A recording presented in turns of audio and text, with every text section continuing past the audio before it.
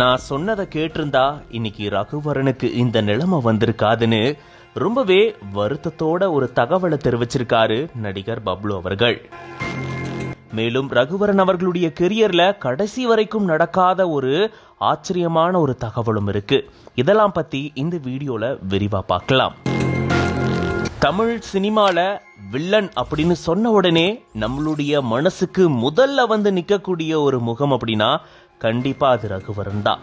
ரஜினி படங்கள்ல சூப்பர் ஸ்டாருக்கு இணையான ஒரு வில்லனா இப்ப வரைக்கும் நிலை நிறுத்திருக்கு. அவர் உயிரிழந்து சுமார் 17 ஆண்டுகள் ஆகிடுச்சு. ஆனாலுமே இப்ப வரைக்கும் அவரை பத்தி பேசாதவங்க இருக்கவே மாட்டாங்க. அந்த அளவுக்கு தன்னுடைய நடிப்பு திறமையால இப்ப இருக்கக்கூடிய ரசிகர்களையும் கட்டி வச்சிருக்காரு. ரகுவரன் அவர்களுடைய நண்பர் தான் பிருத்திவிராஜ் என்கிற நடிகர் பப்ளு அவர்கள். சென்னை திரைப்பட கல்லூரியில படிக்கும் போது பிருத்திவிராஜ் அவர்களுடைய சீனியர் தான் ரகுவரன் அவர்களாம். இவங்க 2 பேரும் நெருங்கிய நண்பர்களா இருந்தாங்களாம். உயரத்தை தவிர 2 பேருக்கும் வேற எந்த விஷயத்திலுமே வேற்றுமை இருந்தது இல்லையா. சினிமா துறைக்கு வந்ததை தொடர்ந்து ரகுவரன் அவர்கள் போதைப் பொருளுக்கு அடிமையானதாகவும் போதைப் பொருளை விட்டுடணும், இல்லைன்னா இது உங்களுடைய ஹெல்த்துக்கே பாதிப்பை கொண்டு வந்துரும் அப்படின்னு பல தடவை பப்ளு அவர்கள் தெரிவிச்சும் ரகுவரன் அவர்கள் உன்னுடைய வேலையை பாரு அப்படின்னு சொல்லி உதாசனப்படுத்திட்டதா சமீபத்துல ஒரு பேட்டியில பப்ளு அவர்களே தெரிவிச்சிருந்தாரு.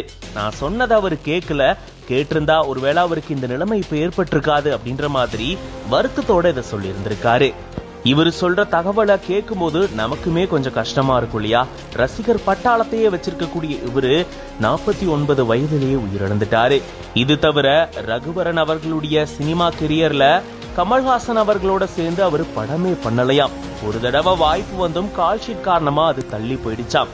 இப்படி ஒரு விஷயத்த கேள்விப்படும் போது நமக்கு பயங்கர ஆச்சரியமா இருக்கும்ல.